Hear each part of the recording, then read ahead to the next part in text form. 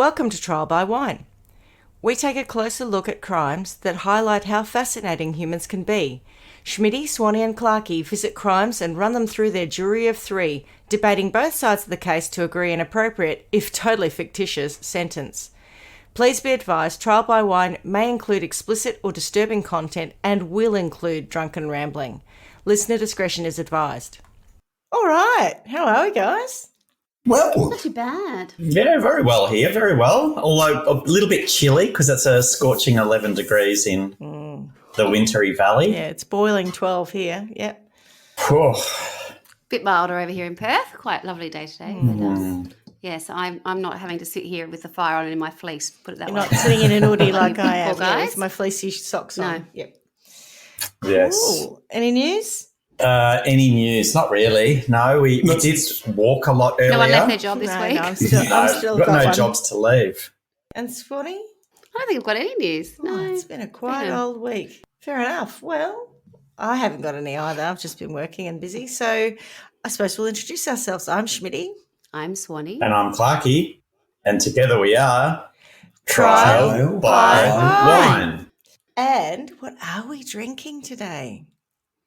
Well, we're having leftovers. Oh, delicious. So we're starting with a Delatype Pinot Gris, which was left over from last night. What, Deirdre Chambers? What a coincidence. That is precisely what I will be drinking today, a Delatype That's a Pinot first. Gris. Yes. Oh, wow. That is a first, Trial isn't it? by Wine first. Yes, there you go. Yes. Sorry, starting with that. So, yeah, we're having that, and then we're going to move on to the Bird in Hand Rosé. Nice. Delicious. Oh, lovely. You like a good rose, don't you? We do like a rose. Yes. Like our rose. Big fans. And Swanee? Swanee. Coke Zero, soda Well, I'm water. going to do... No, I'm at the moment I'm just on still water. Oh, sorry, even tap water. But I will sort of upgrade to some Diet Coke later on. But no, I've got to drive around this afternoon for kids' sports. Fair enough. So I'm Oh, just living the drinking. dream. She, yes. Yeah, mum's tax. Yeah. I know. There is no weekends for you, is there? I think the weekends are worse at the moment, to be honest. Yeah, Really? they're just stuff. And, this is what I'm always embarrassed about. I don't mean to sound like I'm complaining.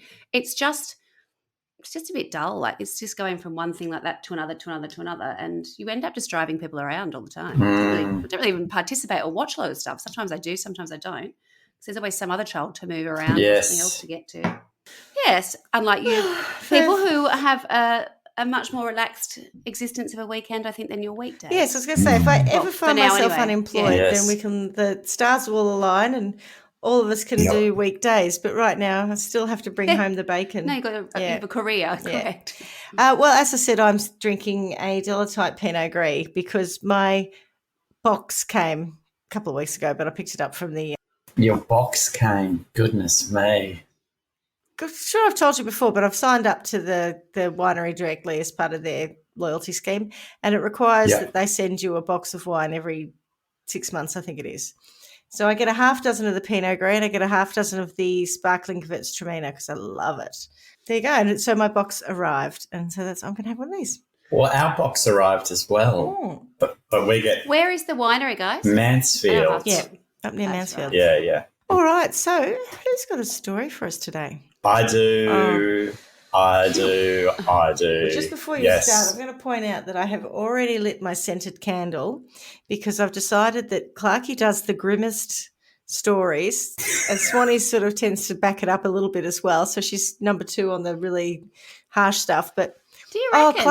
Clarky definitely.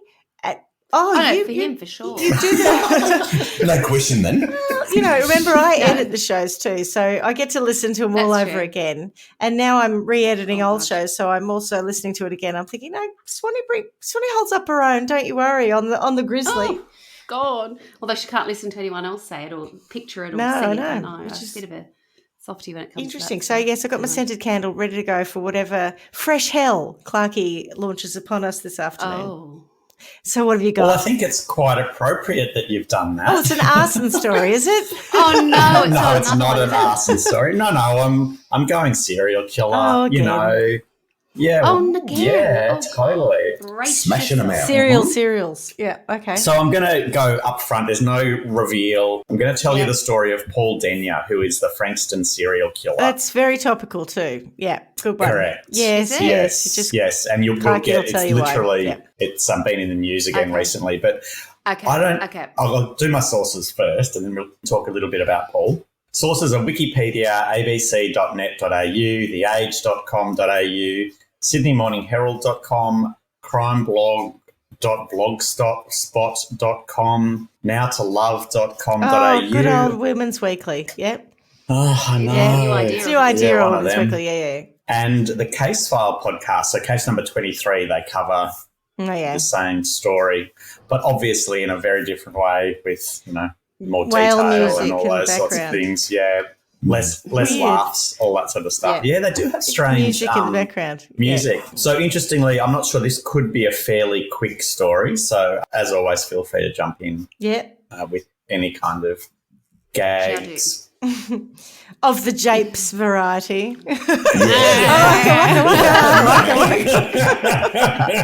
I've got a piece of it. Right. Okay. So back to the story. Mm-hmm. So I don't know if you recall when this was actually happening. So it's a I'm Not not really. familiar I with think it, I which was is pretty probably a good young, I think.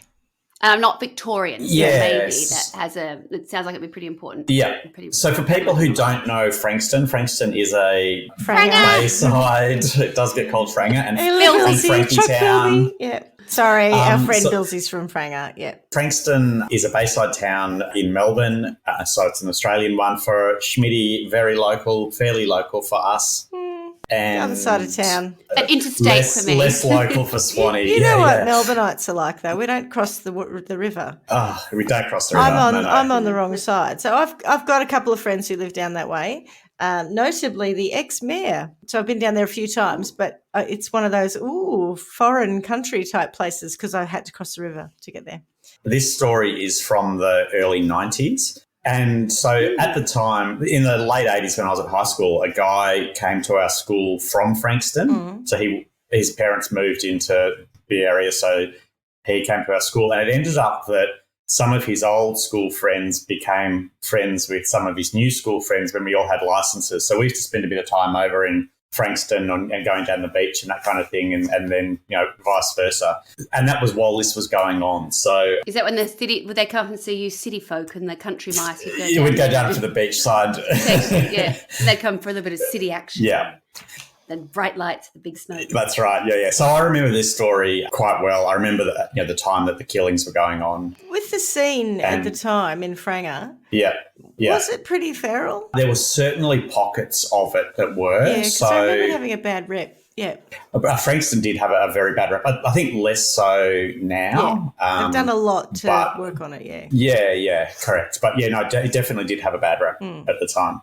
So Paul Charles Denyer was born on the 14th of April 1972 in Campbelltown, New South Wales. His parents, Anthony and Maureen Denyer, were British immigrants. Paul had 4 brothers and a sister. His parents separated in the 80s and the children moved with their mum to Long Street, Langwarrin. That's where they ended up with the story, but there was talk of, Adelaide and a whole lot of different places, but that's where they settled. Right.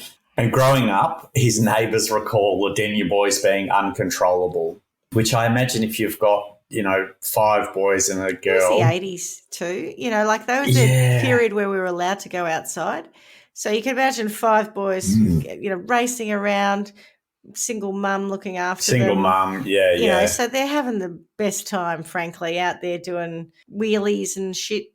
I bet they had, what were they called, spokies? Do you remember those? Oh, Spokey Dokies. Spokey dokes. Yeah. I bet they had them on their BMXs. Yep. BMX bandits. It's all that time period, yeah. For sure, yep. So at school, Paul was larger than his peers and he reportedly struggled to fit in, which led to problems with study and self-confidence. And this was only worsened by significant weight gain in his teen years. Why were you grinning as you read that? You had a little, Why was I grinning as I read smirk that? on your face, yeah. Well, no, I was just kind of thinking about those sort of school years and how if you don't fit in, it's it the does worst really period happen. of time ever, yeah. Yeah. But also thinking that's not the real problem here. Right. Yeah. Yeah, it was. He didn't fit in not just because he was a bit bigger than the other kids. Oh, no. Right. No, that's very correct. And we'll talk about that very shortly. So Denya claims that he was repeatedly sexually assaulted as a child, and according to the age, police have no doubt that he is telling the truth. But as with all serial killers, there's just that, behaviour that goes on before they start killing. Yeah. How many animals? How many Seriously. pairs of underpants did he? Did he happen to fall on one of his Snowdrop. brother's friends, girl, and ejaculate on jizz her? wizard? Yeah, he wasn't. So his were not sexual. Violent, was he? Correct. Nasty, Yeah. masochistic. Yeah. Right. So his red flag behaviour started early. So in his spare time, he would make weapons, so knives, spears, ninja stars, and glove guns. I mean, What's a glove gun? I think that's fairly normal. But where you use the finger of the glove, I think. Oh. Yeah. Don't you shoot yourself if you do that? I vaguely remember them. I don't know. Yeah, like a Okay. slingshot. But I vaguely remember what they were. Yeah, something like that. I'll Google All it. right. Stuart's going to get onto that. I'll have a Stuart's look going at to it. go make on. one. I bet I I'm sneaking out get the shed. a really inappropriate it's like a image. Curiosity. He's like, this is what he's like. Oh, it's got a glove gun. So I don't think that that's so bad, but he mutilated his sister's teddy bears with a knife, and he whacked her over the head with a broom when she suggested the house needed cleaning. So that's I don't know. That sort of happened in my household too. the whacking over the head with a broom or the mutilating of the teddy bears. My sister hitting me with a chopping board once. Yeah, I could imagine that. The mutilation of the teddy bears. Well, there was we've discussed before that the Barbie dolls didn't fare very well in our household. And my brother used to like to take things apart. He was one of those kids who take things apart and then try and put them back together. And by the way, a glove gun, I've looked it up, is I reckon Paul Denya's glove gun. You were closer. It's a pipe with a piece of rubber glove at one end. That's what it. Yeah, and it's yeah. got like a arrow in it, and if you pull the, you're right, Yeah, you pull the bit of rubber that's what I back to recall create it being. a vacuum Yeah. thing, and it pushes it out. Yeah, sorry. Yeah. There are lots of these other things, but I'm pretty sure that's the Denya one. Yeah, Anyway, yeah. sorry. Yeah, look, Yeah. the teddy bear cutting up is a bit unnecessary. I think so. I swear to God, hitting people over the head with a broom was probably more commonplace in my household than Red flag. So how often did this happen then, Schmitty? Oh, for us once or twice. It wouldn't No, what this is it this about next today? one. This Oh, next one. the next thing you Yeah, did. yeah. I don't know. We're about to find out. The family cat was found hanging from a tree with its throat cut. All right, Did that no. happen in your house? Oh, I'll tell you God. what did happen. No, So no, but she is a serial killer, Swanee, I for know. sure. No, but what did happen was my sister woke up one morning with a dead cat on the bed because one of the dogs had caught it in the backyard, and you know how animals bring it in Brought to it in. gift you? Yeah. Yes. So this poor cat had Your been poor killed, sister and the too. dog came in and Oh put it my on the end of her bed as a God. gift With a to big her. mouth. When she woke up, there was I think it was a big white fluffy dead cat on the end of her bed. She's quite traumatized by it. Was it your I house don't or somebody imagine. else's? No, it was a neighbour's cat. So Oh, God. we had two dogs that were, in this day and age, they probably would have been destroyed. They were really fine with humans, but they would attack other animals. They were in the backyard. They were kept contained. But if a cat came into our backyard, it was fair game as far as the dogs were on their concerned. turf. I think Yeah. it's fair game as far as I'm concerned too. Well, I think this cats poor one- should be kept in their own That's home. now, but back in see, I'm referring to things that happened in the same time. Oh yeah, period as we're yeah, no, talking no, about. that was Yeah. really common. I mean, at our house, we didn't even have fences between us and our neighbours. Anyway, yes, no, I didn't kill a cat. No one in our household. Dad used to get rid of feral ones up at the factory, but not pets. Who decided what the definition of feral was? Oh, you know what Airport West was like back in the 80s and early 90s. I just wondered whether any cat that wandered into the backyard, whether No, this was on the factory. So if cat, because cats would come in and then they'd have kittens and they'd be everywhere. They gotta were go. feral. They were yeah, feral. they got to go. Yeah, Anyway, or dump beggars. Unfortunately, yeah. Okay, good Sorry, chat. Swanee. Denya denied any involvement in the cat incident. However, there was blood and fur on his knife. one of his brothers found that. So I don't think he can deny that. Anyway, at 15, he left school to join the workforce. However, he was fired 7 times, usually for being lazy or dishonest. He tried to join the Victorian Police Force but failed the physical.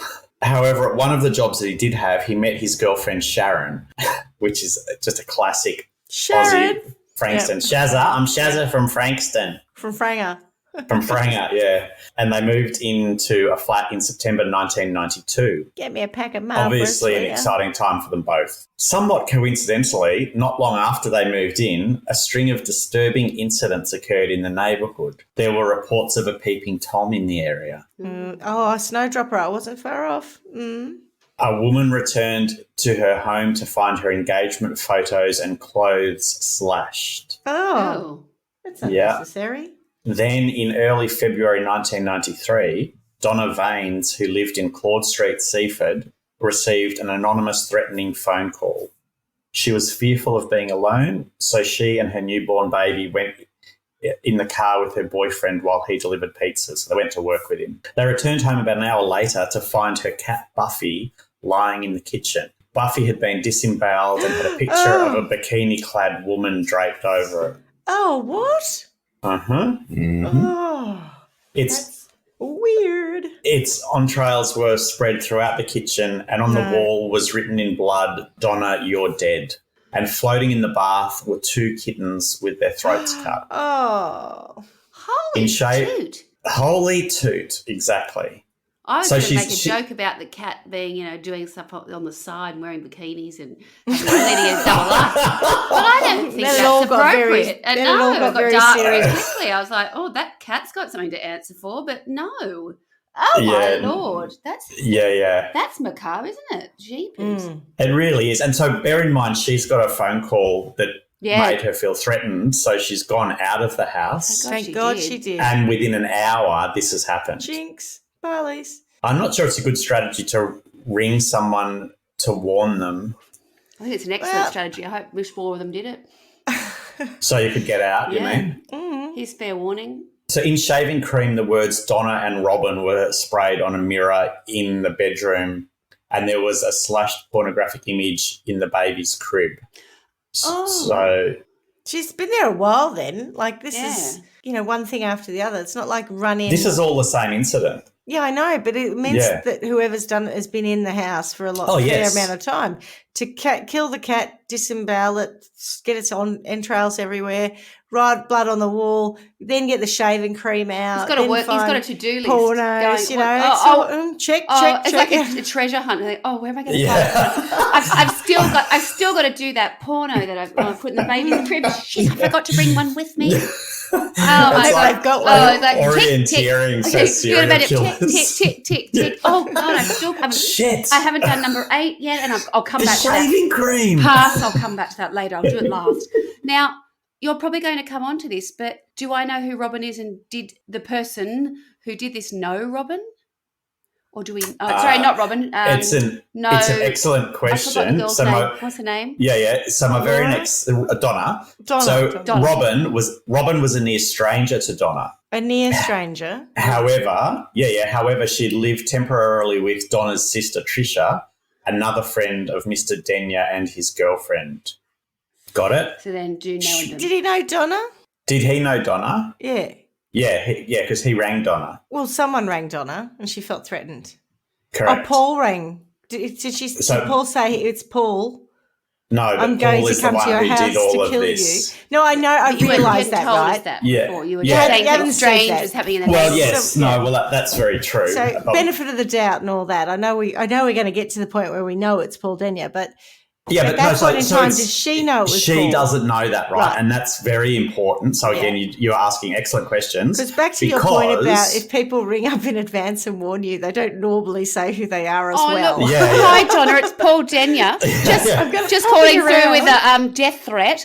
So why don't you pop out for a couple of hours while I come in and I've got a bit of a treasure hunt to do and checklist. I've got my orienteering to do. So could you please give me a few hours? Yeah. Yeah. No, it would have been more like, it's Paul here. I'm just ringing to make sure you're home so I can come over and kill you. Yeah, exactly. Right. Okay. Time to go out then. Yeah. So Donna, Oh. not knowing it was Paul, moves in with her sister, who, as it turned out, was Is the living in the connection. unit next to Denya. Oh, So she's getting closer, not further away. Correct. No. She literally moved in next door. And Trisha's sister, so in that same block of flats, one of the neighbours had also been broken into. And during that break-in, the thief had slashed photos and clothes in her home. At the time, Denya reassured Donna that she would be safe and promised to personally handle the vandal whenever he was caught. I bet he was However- going to personally. I bet he's been personally handling that Handling vandal for a while. Already. Correct. So, however, after Denya was arrested years later, he admitted to committing the break-in at Donna's house and said that had she been home, he would have murdered her also. And obviously now that she's living next door, it's too close, so they're going to And be... that incident all happened before his actual victims, so she Correct. would have been his Yeah, first yeah. victim, right? Correct, yeah. Instead, his first victim was Elizabeth Stevens. So Elizabeth Stevens moved from Tassie to Melbourne in January 1993 to study at Frankston TAFE in order to join the armed forces. Now known as Chisholm Institute, yes. She lived with her aunt and uncle on Patterson Street in Langwarrin. On the evening of Friday, the 11th of June, 1993, Elizabeth got off a bus on Cranbourne Road, which was the nearest stop to her home. After turning onto Patterson Street, she was grabbed from behind and threatened, "Shut up or I'll blow your head off." Her screams were dampened by the heavy rain and wind, and her attacker led her down Patterson Street by the hand. They were seen by several witnesses who assumed they were a couple. Upon arriving at Lloyd Park, Denya asked Elizabeth, "Do you want to fuck?" Not really, no thanks. And then said, "Well, I won't rape you or anything. Carla, brace yourself." He then attacked her, strangling and stabbing her before cutting her throat. Before leaving home that day, Elizabeth had left a note for her aunt and uncle stating that she would be home by 8 p.m. after studying at the library. Her relatives initially thought she was running late. However, by 10:30 p.m, when she had not returned home, they called the police, who were immediately concerned by the note. Her body was found at 5 p.m. the next day by a man who was looking for a suitable pine tree branch to use as a Christmas tree for their upcoming mid-year Christmas party. For all I about swear, I thought you were going to say by a man who was looking for a suitable tree to take a dump behind. Yeah. Of course you were. I didn't make that connection. Is Christmas in July a thing anywhere else in the world other than probably the Southern Hemisphere? Like I feel like Need to be. yeah, Probably no. We're not. just trying no. to do it because it's cold here.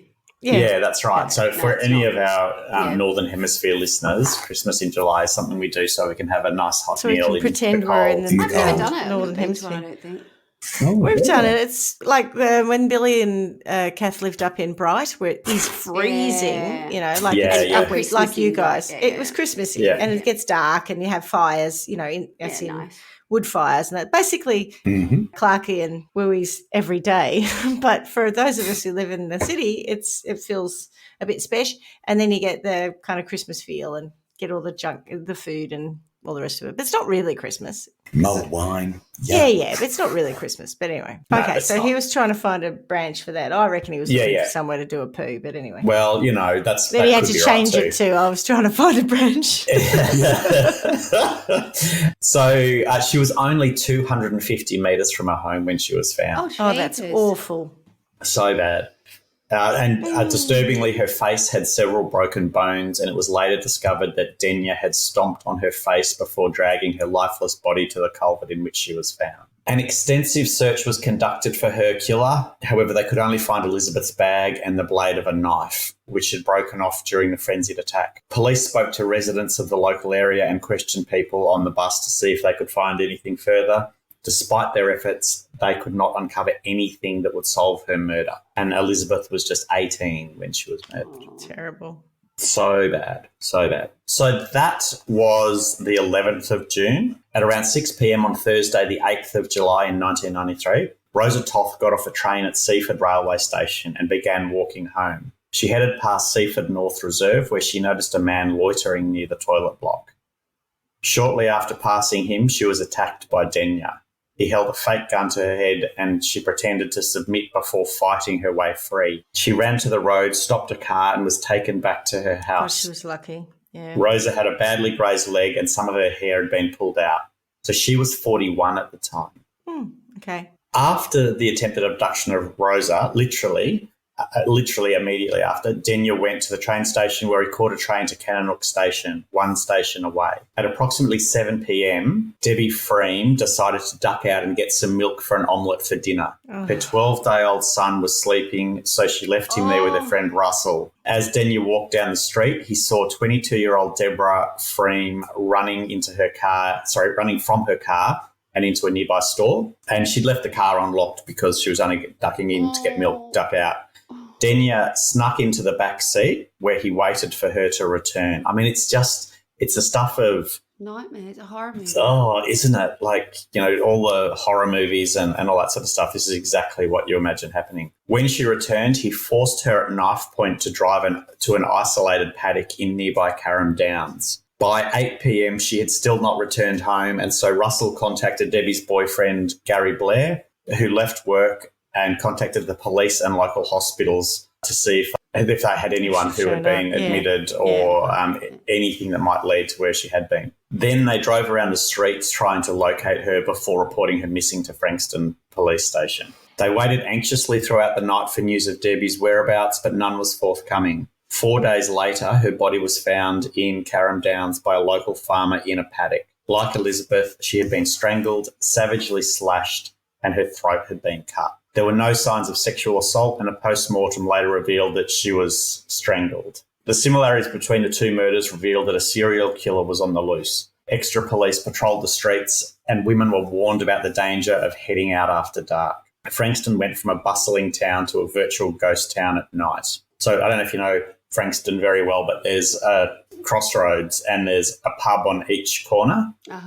Yes. And so it's quite a popular spot, and I think that's where some of the dodgy behaviour came. Yeah, okay. In Frankston. So lots of people went out all the time, and all of a sudden that starts to stop. So Debbie's boyfriend made a televised appeal asking people to help catch the killer, dubbed the Frankston serial killer.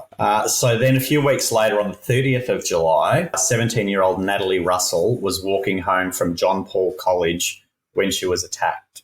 At the time, there was media coverage of the murders, heightened public fear and warnings from the school. Natalie followed her normal route home to Frankston North, taking a shortcut down a walkway which passes between two golf courses. At 8 p.m. that night, she was reported missing to police and her body was found a short time later. She'd been dragged through a hole in a wire fence into nearby scrub.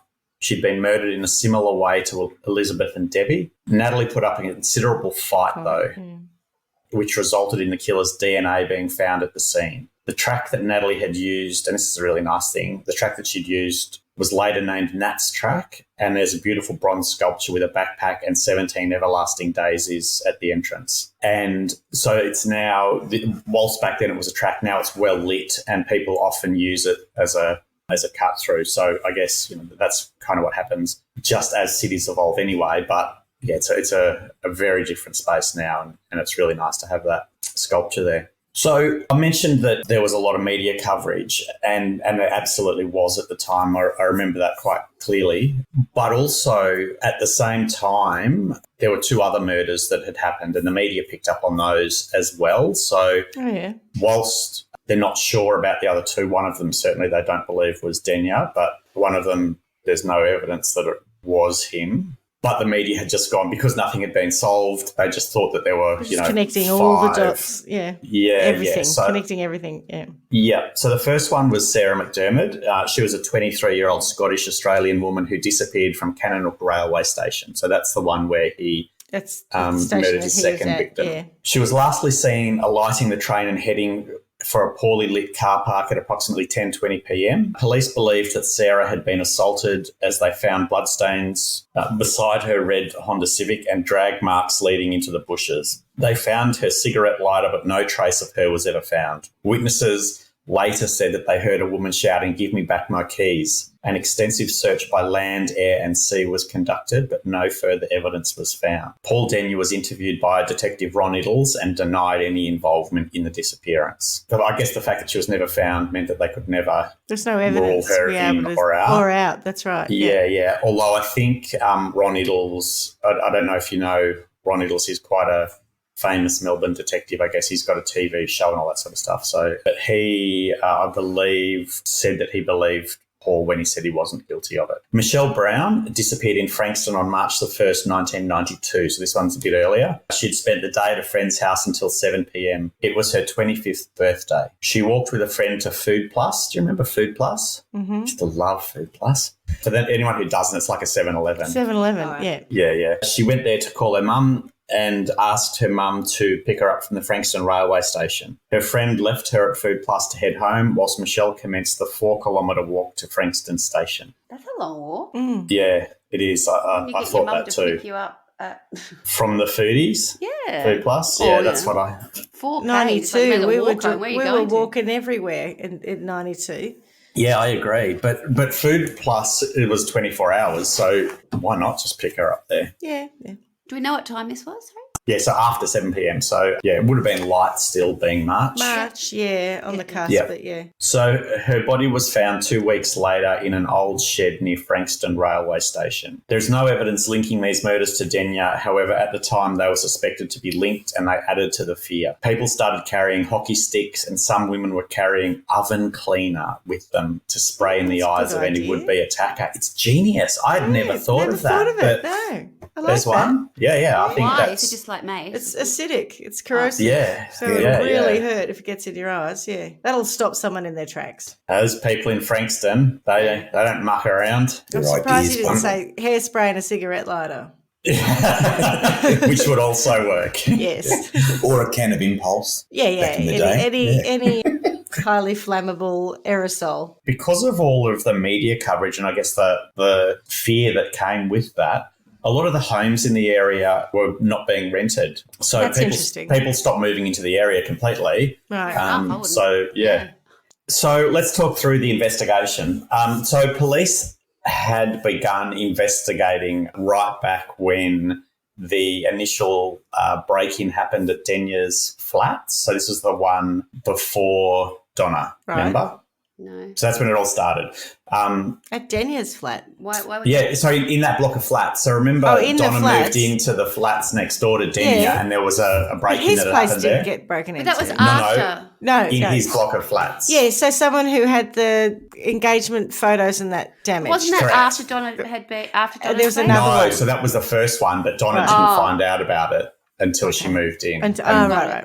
Yeah. Then, of course, when Donna's home was broken into, that upped the ante a bit. And then when Elizabeth, who was the first victim, was murdered, the investigation became a large-scale one. So there were no external forensic evidence found at the scene and no witnesses came forward. Upon the discovery of Debbie's body, scuba divers were called in to search nearby Cannonook Creek for evidence. And again, no forensic evidence was found. However, you recall that he got into the car and was forcing her to drive. Yeah. So Her car witnesses must have been found. recalled her grey Nissan Pulsar driving erratically and flashing high beams at passing cars. So she's obviously trying to get attention because she knows And they're all something's- going, "Best after you too, mate. I've not done anything." drive properly, I haven't even idiot. got me lights on high beam, you bitch. Road Yeah, raging. exactly. Rude. So they found her car and searched it. There were traces of Debbie's blood in the car and the driver's seat was pushed right back, too far back for Debbie to drive the car. All right. After so the he's murder moved of the car. Yeah, correct. Exactly that. Yep. So after the murder of Debbie, police began to put together a profile. And I'm actually quite surprised at this. So they said that it was a male who was probably unemployed or with a menial job, a local aged 18 to 24, average looking and living alone. So that bit they got wrong. They got that wrong, but everything else they're pretty close on. Yeah. Pretty spot on, yeah. And it was aided by the description given by Rosa Toth, who she'd said it was an 18 to 20-year-old male, 180 centimetres tall and with blue eyes and a rounded face. And he was wearing a boiler suit. So he probably has manual labour. That's right. And he didn't have a ring on his finger, so I'm guessing he's alone. Yeah, he lives alone. Yeah. Aided by or provided by. Yeah, okay. We often talk about defective detectives and all that sort of stuff. These the ones were police all right. knocked on the doors of 4,700 homes looking for clues. At the time, the largest door knock ever conducted by Victoria Police. The lead up to the attack of Natalie Russell shows how close police came to preventing the murder. At 2:30 p.m, a postal worker had seen a rusted yellow Toyota Corona without number plates parked near Nat's track. The man inside was using binoculars and acting suspiciously. The postal worker stopped at a nearby house and called the police, and as she entered, she saw the man run down Nat's track. The police attended shortly thereafter and noted the registration details of his car. So remember I said there were no number plates? Remember when we used to have the registration stickers that had the rego on it? Yeah. So he'd taken the number plates off but left the rego sticker on. Right. Well, he And probably so- that was so that people wouldn't see it at a distance. I don't think he expected someone to come Correct. up and inspect the car. Yeah, exactly right. That would be the most obvious thing ever if I saw a car without number plates. Totally draws my attention to it, don't you find? Yeah. I don't Yeah. know, on a test drive from it's got to be a new car. Otherwise, I'm like, what's going on Funny, there? I always Yeah. think they're a criminal. Yeah. Yes. Okay. Yeah. Dealer plates, ice runners we call them. Yeah. Oh, Up in Wodonga. Yeah, between Wang and Wodonga, there's the ice run. the ice run. Yeah. Goodness me. Yeah, so there's often cars parked on the side of the highway. With police With no taper in them. rego. Yeah, Really? Oh, wow. Oh, yeah. So they noted down his registration and then they conducted a door knock of houses in the immediate area without success. News of an armed robbery came across the radio. It is Frankston, and so the police had to leave. Did it say that in the press? It is Frankston. Yeah, it is Frankston. Yeah, So, yeah. I could have said news was constantly coming over the radio of an armed robbery. It is Frankston. Yeah. I should say it was Frankston. Yeah. You It know. has changed a lot. It has changed. Yeah, correct. So they had to leave. When forensics experts later investigated the track, so this is post the murder, they found 3 holes had been cut in the wire fence with the same tool. Daniel later confessed to cutting those holes earlier in the day. So I could drag someone through them. He's preparing. Yeah. Based on where he managed to catch them, he'd have a hole not too far away. But how's that? So they are that close to catching him. I know. It's a shame they didn't. Yeah. Amazing. So there was blood on one of the holes. They also found skin and hair traces on Natalie's body that didn't match hers. Upon hearing of Natalie's murder, the police who attended the Toyota provided the investigators with registration of the vehicle, which was quickly traced to its owner, Paul Charles Denyer. Detectives went to his unit on the afternoon of the 31st of July.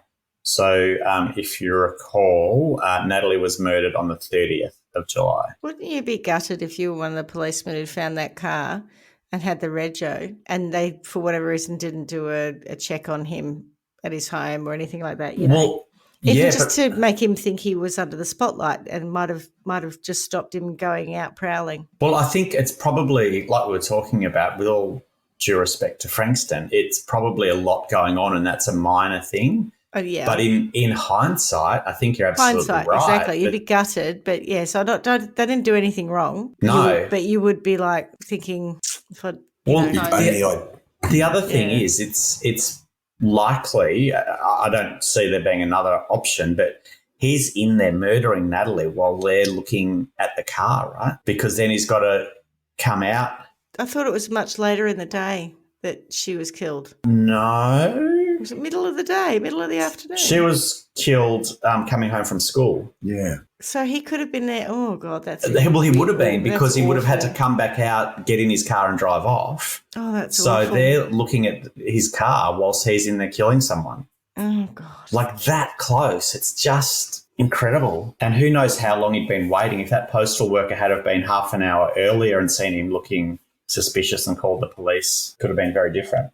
Yeah, all the what ifs. There's a lot of what ifs. Yes, sliding doors. So detectives went to his unit on the afternoon of the 31st of July, the one that he shared with his girlfriend Sharon and next door to Donna's sister. Could you imagine Donna finding out that she was living Oh next my door to the God. man who broke into her home Oh, that makes my honestly. Like- This is, Cats and all this the is rest really of it. Yeah. awful. It's can't so believe I don't know creepy, it. isn't Oh, it? that's a great word. It is really It's creepy. Yeah. Yeah, I think so. I don't know what it is about. Maybe it was the stuff that he'd just done the Just makes your skin crawl. killing the animals and the leaving Blech. the slash things with the things in the baby's cot. And it's really it's like if you were a writer for a horror series, you Yeah. go, how else can we add a little bit more to this? Yeah. What else yeah. will really freak people out? And I can Yeah. only imagine being in that community. I mean, they won't even be aware of this stuff at this point because they won't have made the connection with what. Oh, actually, had Donna ever reported that to the police? I presume she would have, wouldn't she? Yeah, she Oh, had. who would not report No. Yeah. I dead think she would. kittens and But they cats' hadn't made that entrails connection and- at that No. point. I Well, no, presume. because that was a house break-in, Yes, and and not there's a- murders yeah. going Yes, on of that course. are out in the public. Yeah, so yeah. I get it. There's Yeah. a series of break-ins going on, and there's a series of murders going on, Yeah, and they're right. investigating them all, but Yeah, okay. hadn't. Made They the linked the murders and Can't probably the connect house the break-ins. gateway. The Yeah. gateway crimes. Yeah. Yeah, but imagine that feeling and him saying, if I find out who did it, I'll take care of them. And it's him. Mm.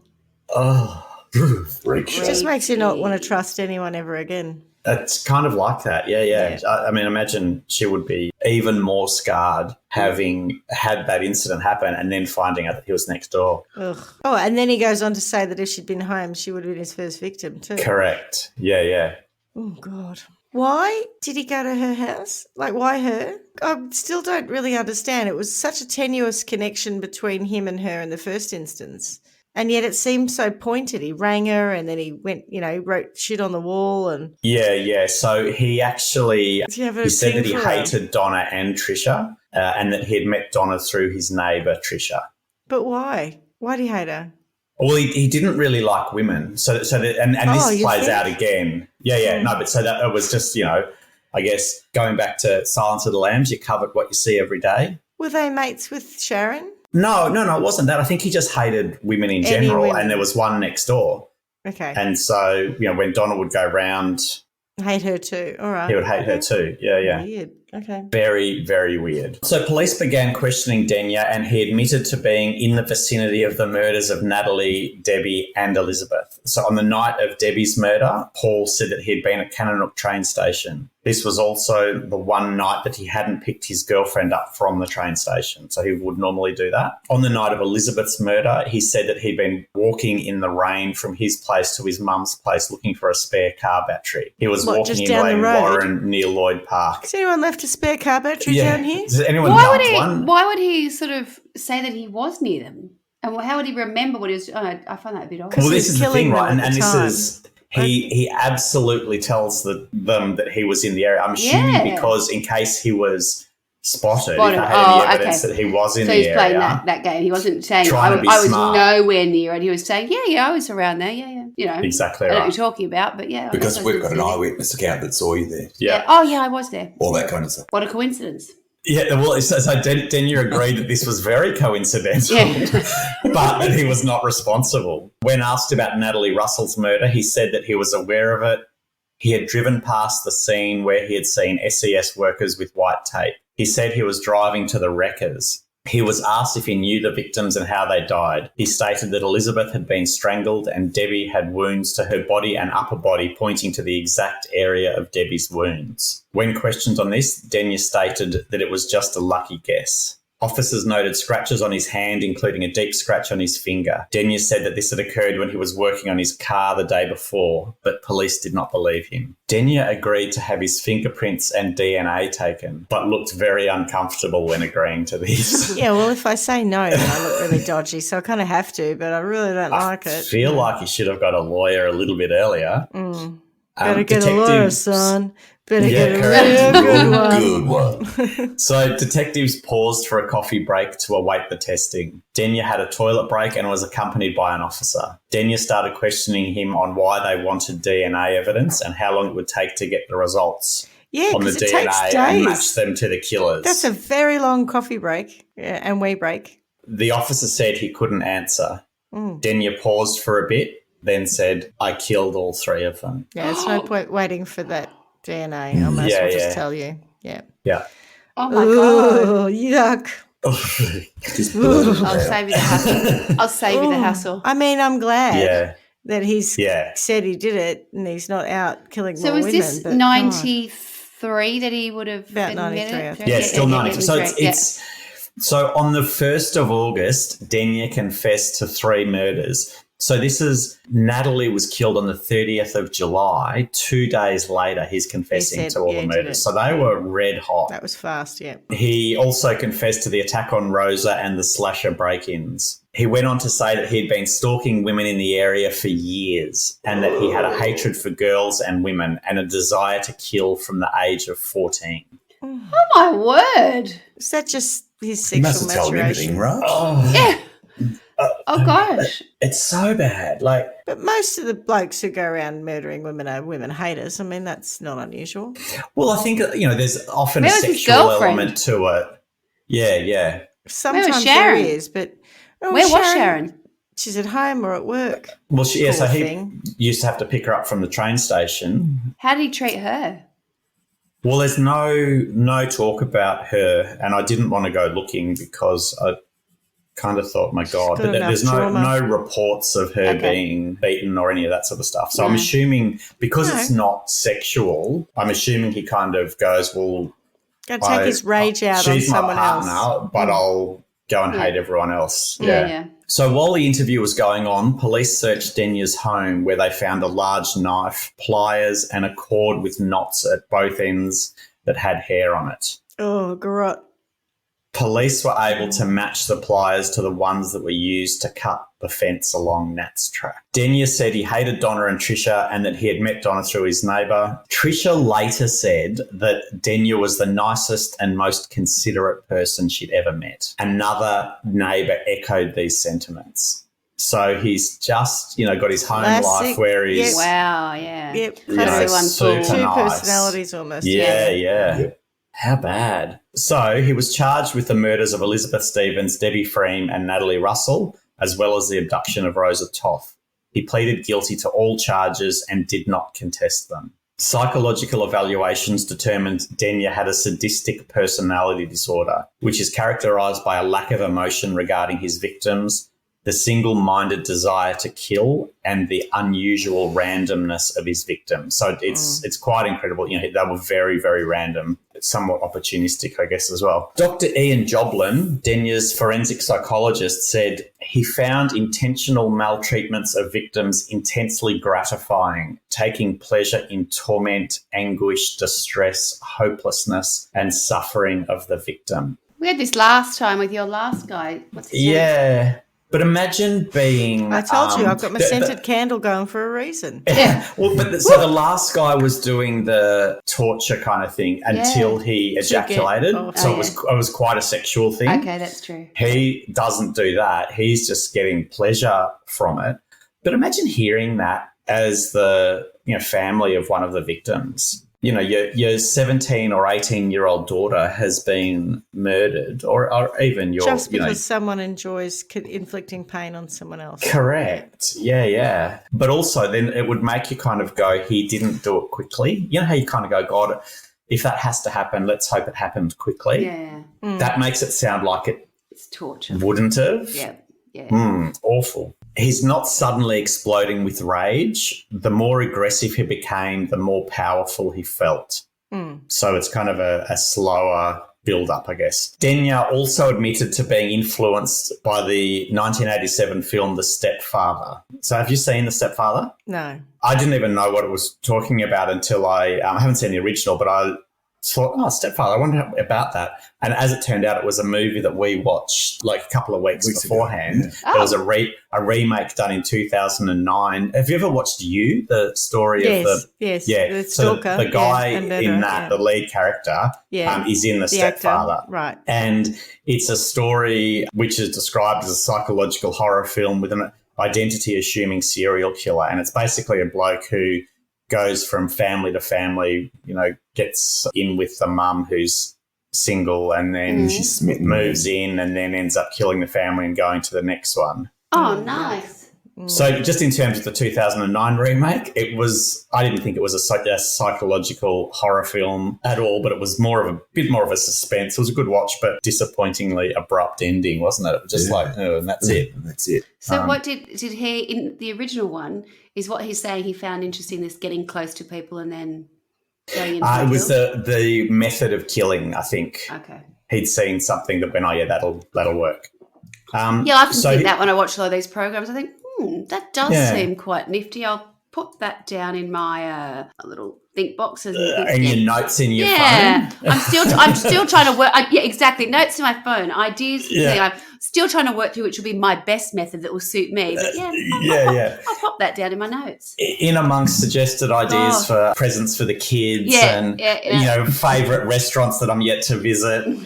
Ideas. For when I become a serial killer.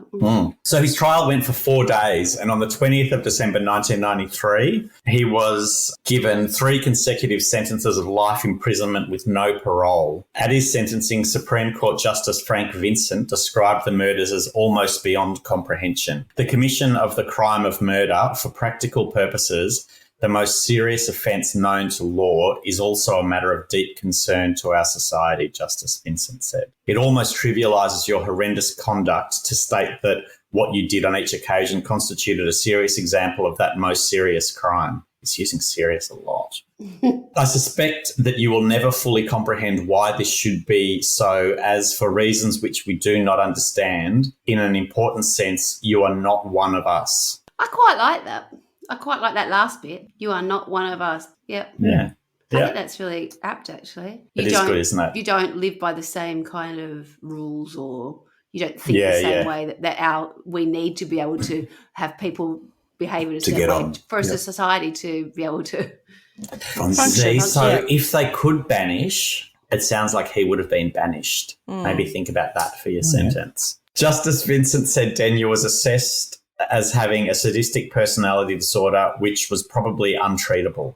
He also noted Denyer had expressed no remorse and ultimately refused to set a non-parole period. On December the 31st, Denyer lodged an appeal and was granted a non-parole period of 30 years, ending in 2023. Dun, dun, dun. Dun, dun, dun. That's why it's in the press. In 2003, whilst in prison, and this is the bit that I kind of remember. Irony? Exactly right. Denyer began identifying as a woman and went by the name Paula.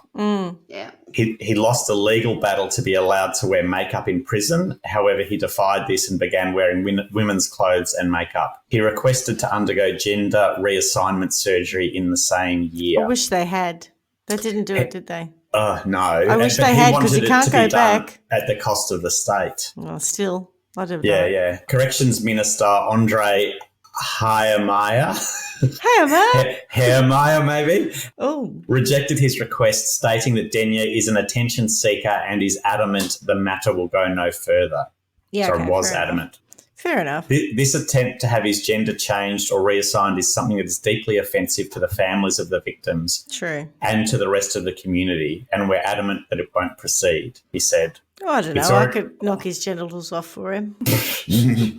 One big punch. It's one big nut punch. I won't replace them with anything, but yeah.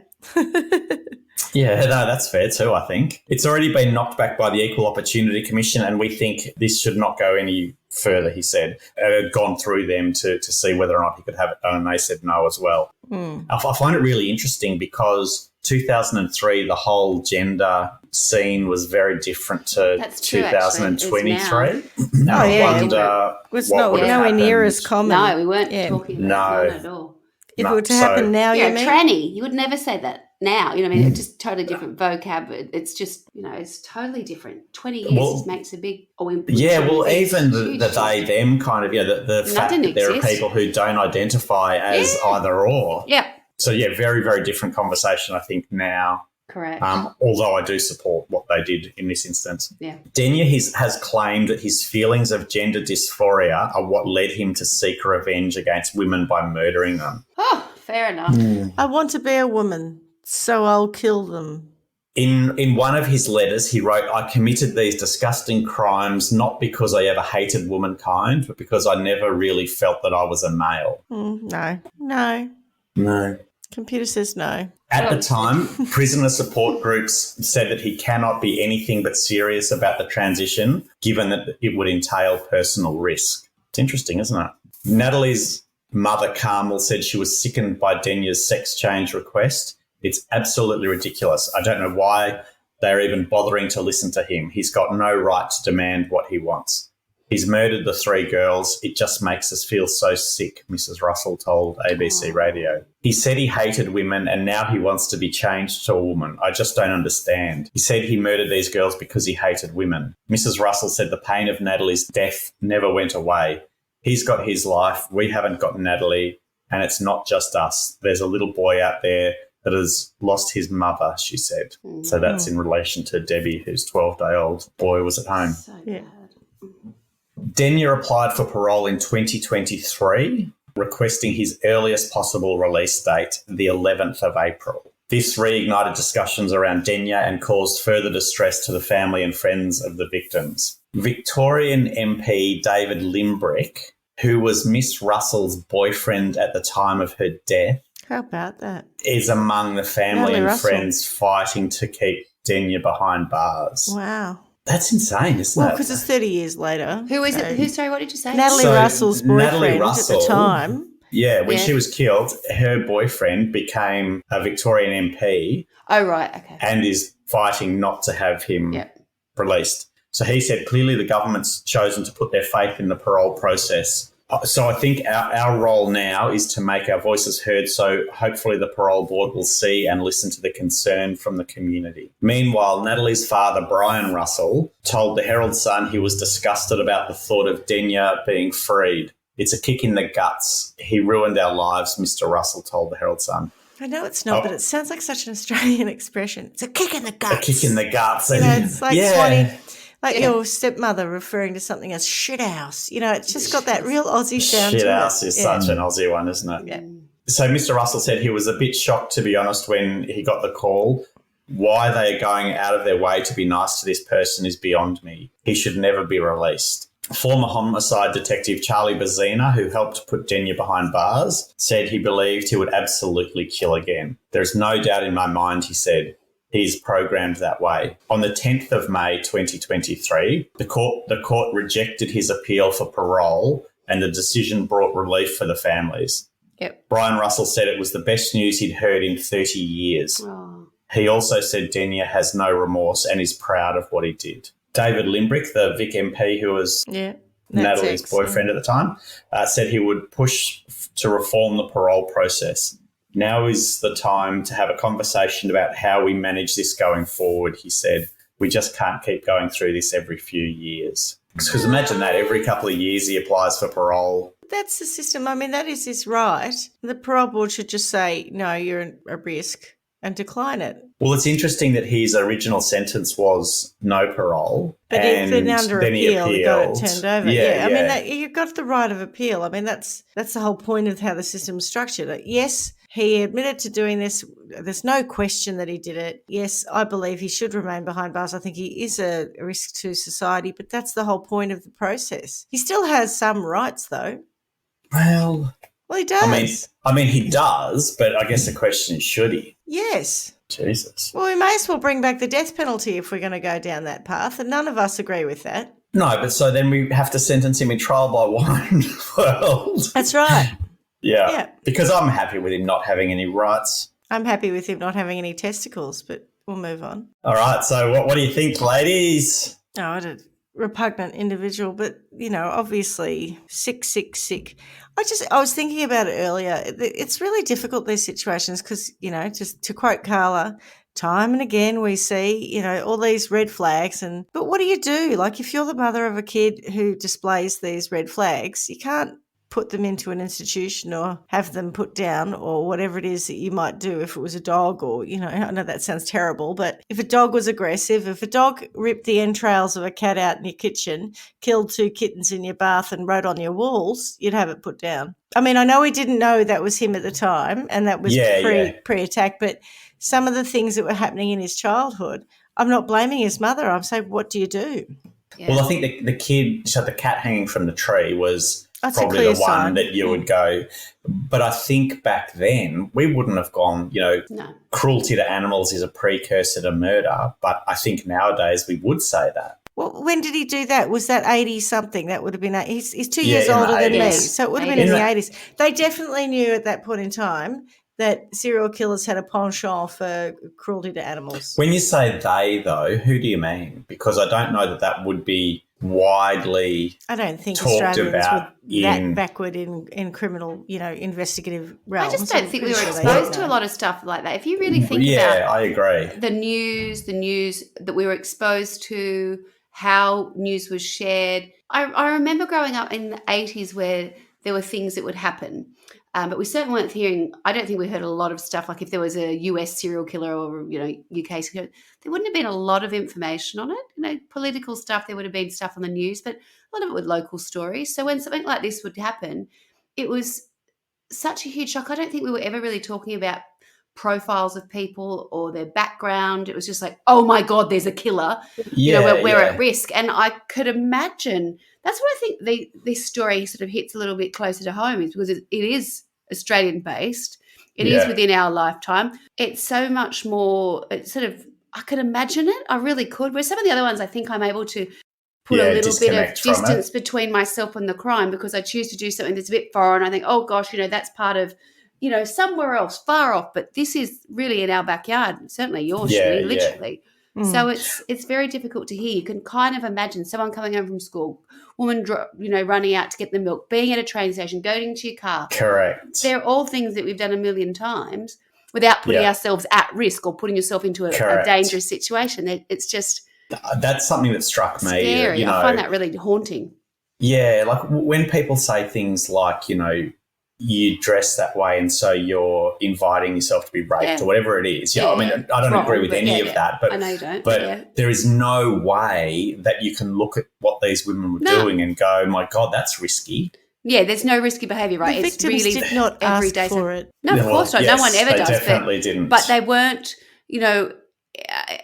how do I say this? They weren't doing anything that you might have even said, that was correct. It's not risky. They weren't walking home from a nightclub at 4:00 in the morning, hammered. No, No, it's like that. It's like just coming random, home from school, just terrible. going to get the milk. Oh my God, with a 12. That's just beyond. The thing about the cat hanging from the tree, though, Schmidt, I was thinking about with serial killers is more that the mum wouldn't know that, so she wouldn't even go, that's disturbing, maybe my son's going to be a serial killer. So if it had been reported to police and got to the right person, they might have gone, oh, be careful. Yeah. But a mum with 6 kids would just be going, oh, what? You're a sick shit. Smacked him with a wooden spoon a few times and then had to put the cat in the bin. Probably wouldn't have known what to do, actually, yeah. I think that's right, yeah.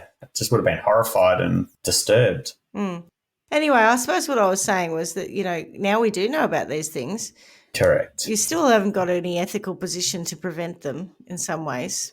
You can put your kids in therapy and all the rest of it if you think they need it. But, if they're going to kill someone, they're probably going to kill someone. Talk to me a little bit about your thoughts on the whole transgender thing. Are you going, none of that's true? That he transgendered and wanted to transgender? No, that he thought he was a woman in a man's body kind of thing? Or do you think that's more manipulation and more designed to I don't know get that he's attention? that smart, to be honest. I don't know how intelligent he really is. I think definitely the transgender thing's a bit to get attention, but there may be a grain of truth in the fact that because he didn't fit in, he may have had gender identity issues or even sexuality issues that haven't, that weren't dealt with or he wasn't comfortable with being, that led to a rage or led to an anger. Like that is all, that's quite feasible. Then turning around and saying, oh, I've realised it's because I'm not a woman, and if I was a woman, I wouldn't have these feelings and I wouldn't want to attack people.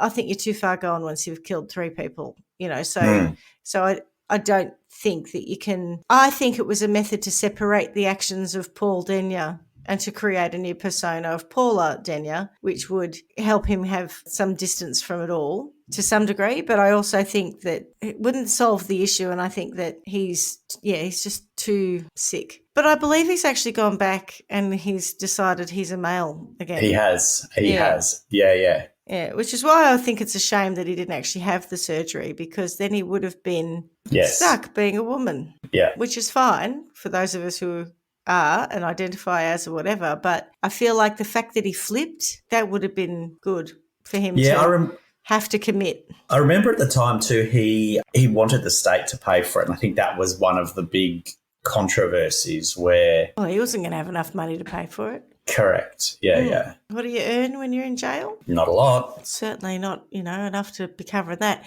and paying your private health insurance to get your gender reassignment surgery. Do you think we would deal with that request differently today? No. I think it sounds to me like some of the controversy of that was that it looked like it was actually being entertained. Yeah. So people were doing the job of investigating whether, what would be involved. There was a question of the state paying for it. It went to did you say the, not discrimination? Equal opportunity. Equal opportunity. Yeah. People seriously looked at it, and that would have upset other people who were like, you can't possibly look properly at this. So I think at that point in time, the process was appropriately followed. It was reviewed, and then they decided, no, we're not going to go ahead with it, whether it be a cost issue or even a psychological issue, in that we're not really convinced that it is the right decision for you at this time. You've got the external factor of people who are the victims' families who are so traumatised by everything. Of course they're going to be furious about it. Of course they're not going to want him to have anything. That's completely understandable. But I think if you take that emotion out of it, those people who are running that process, here's the request, will just, go through the motions that we go through to determine it, probably did the same as they do today. I'm glad you say that. I would hate to think that he'd get a different outcome today. So my sentence, though, is... You've been just... aching to... Itching, and you keep asking me other questions, yes. Yeah, go on, get it out. Well, at the beginning, his first victim who had damage to her face, suggesting that he'd stomped on her face. Yes. That, Carly, you often say the one thing you take away or the thing that stays with you. For some reason, that fact lodged itself quite firmly in my head. Yeah. Yeah. And it reminded me of a scene in, not one of his best, Baz Luhrmann's film Australia, where, as I say, not one of his best. I was so excited when that was coming out, thinking that, Hugh Jackman and Nicole Kidman were going to be in. It was going to be great. It was too long. It should have been cut in half. It should have ended where they were sort of happy ever after, and then that whole second bit with the Japanese should have been part 2. Just if in case you're listening, Baz, that's just my advice for how to approach it in future. There's a scene in it where... What's his name? The most famous Australian actor who's in everything. Bob. Brian? No. You can't Jack Thompson. fight progress. Jack Thompson. No. No, it's not your... No, he was in everything. You're one. right. But they're almost interchangeable. But Jack Thompson, in the bit where he gets stampeded by the cows, he dies, right? So you might not remember this, but they're doing a muster and they're bringing these cows to take them down to the pier at Darwin to make money or something. And there's a bad moment, and there's this stampede of this huge herd of cows, and Jack Thompson's character gets squished by the cows. And the reason that also stays in my mind is that as the dust settles and you see his face, they show it very briefly, it is just a mess because he's been... Hooved. Crushed by hooves, yes. That is my sentence for Paul Denyer. By cows? Yeah. Or cloven-footed animals will do. I don't really care if they're cows or horses or goats, just things that... Because they've all got... Hippopotami, yeah. Whatever. Go for it. Smush him into the inner face. Smush him in the face is my sentence. Yeah, nice. I think that's appropriate. Swanee? Right. I think that sort of looking at a couple of different things, one being the crimes that he's committed, the second thing being whether he should have been allowed to transition. Transition, yeah. I think that when you put yourself out there and you have committed crimes of this nature and you've gone through a trial and you've made it quite clear and you are not under duress, but you've said, I hate women. I hate women to the point that I stalked them and I killed them. So then to come forward and say, look, the reason on reflection, perhaps what was happening was I really wanted to be a woman. I think no. That can't be entertained. I don't.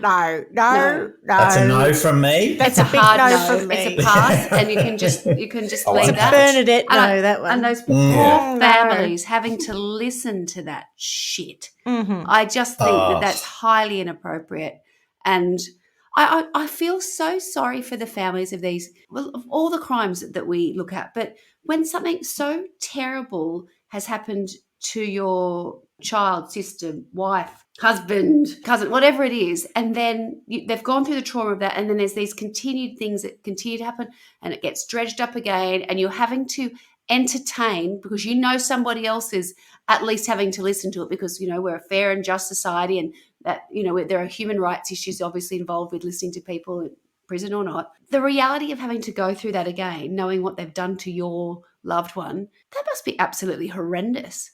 I just think, God, that thing, that annoys me. Really, really, I can't even imagine. And then sometimes I freak out because of the person that I am. I think we have talked about so many crimes in our time on Trial by Wine, and I know the objective of us is to share a crime and to have a bit of a giggle as we do it. And I always think, gosh, I hope that we are not seen as being disrespectful to, the people who have had to be, the victims of the crime and their families. But this is just one of those examples where I think, oh my God, why do we have to hear about it? I mean, deal with it, and there's no good comes from hearing about it. You know what I mean? I just feel so sorry for the people who've suffered. But in terms of an actual punishment trial by wine punishment for Paul Denyer, I thought Paul Denyer would meet his match if he were to meet on a train station down in Franger one afternoon, one evening, one night, whenever.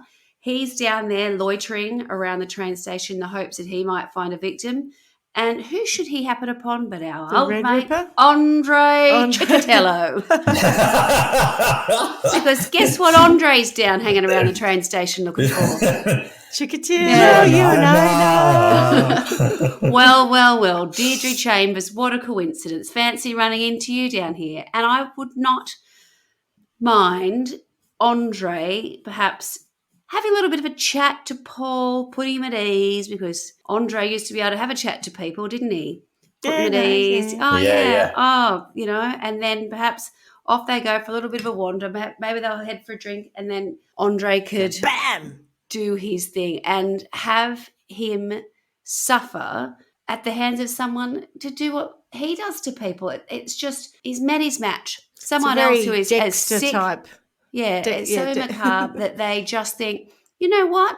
I'd do this too, and I've got a little bit more practice than you. Because the reality, that's what I just can't get my head around. And I know I'm sort of harking back to Andre Chikatilo, but how many was it? 60? He was 67 or something. 52. 52. I think he was convicted of 53 and confessed to 56 or something. Yeah. This guy was, next level. And I mean, the fact that we've had to listen to the fact that Paul has done 3, but with the other additional sort of stalking work that he'd done as well, it's always difficult. And I think what happens when we do the crimes where there's so many people, you start to be desensitized, right? You do, but absolutely. 3, so I would that would be my crime. I don't really want to go into the detail of what he does to him, but he's met his match, and he meets someone who can dish out what what he would do to someone else. And I'm hoping that one of the first things Andre says to him as he's got him tied up, because I think he used to tie him by the back of the hands before he started his routine.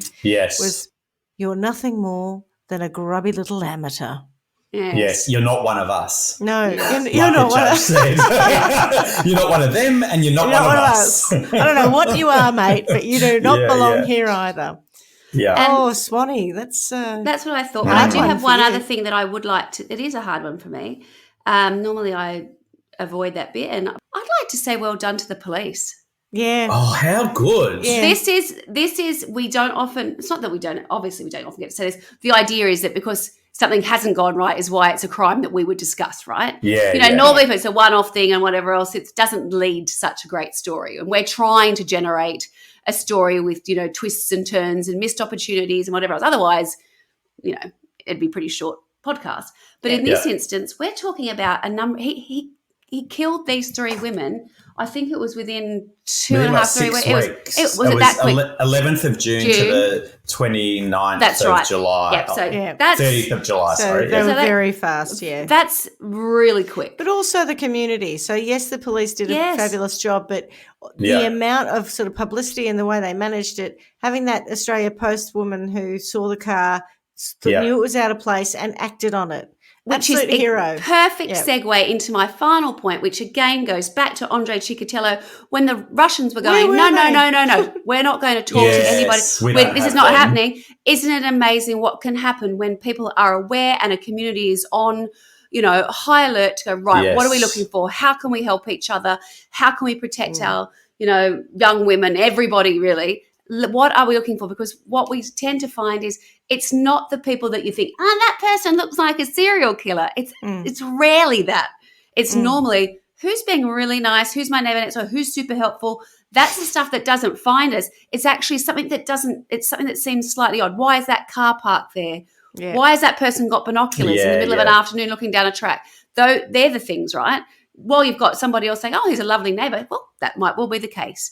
But it's the other thing where you're looking for behaviours that are slightly out of character, the norm, out of character, or not even necessarily out of character, but out of why is that car there? Why doesn't seem like it? I don't know that person who's doing it. Fit the scenario, something feels story, off. So it was interesting that I thought that it was nice to be able to, having done Andrei Chikatilo and the horrors of that, to be able to compare the two and say, actually, there is something good that we can take from this. Let the public know. Have people be aware of what's going on. Police doing fabulous policing work. There are some positives to take from another terrible, terrible story. But it was really interesting. And I didn't know this story, but I think that when you got to the end and they started talking about the transgender part, that I had been aware of, in the sense that I've seen a little bit on the news, but because I wasn't aware of the crimes that were committed beforehand, I didn't really take much notice. I was just sort of like, that's a headline. I'm aware of that. Oh, yeah, that's that again.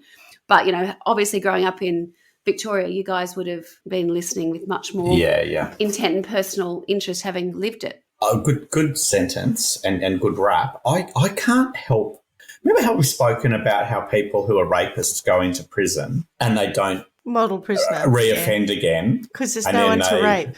Yeah, correct. There's no women to hate in jail. Oh, maybe that he wanted to transgender, knowing that he's going to be in prison forever, so that he could get into a women's prison. So then he would have the opportunity to murder again. That is so twisted. In which case, I think, he's done this horrible thing. He's still looking for a way to do it again. So, when people say if they let him out, he's only going to do it again, he knows he's not getting out. So he's trying to find a way that he can get that opportunity. It's horrendous. And then I guess, also to people who are legitimately wanting to transgender, the flippancy with which he's dealing with it, because it is quite a serious issue and must be very hard for people who are legitimately in that situation. He's made a mockery of that as well. So I think what I would like, probably similar to yours, Schmitty, but instead of being livestock, I would like it to be, so, there's obviously a part of Trial by Wine world that is fun, and, there's nightclubs and all that sort of stuff. Ladies in stilettos? 100%. Ladies,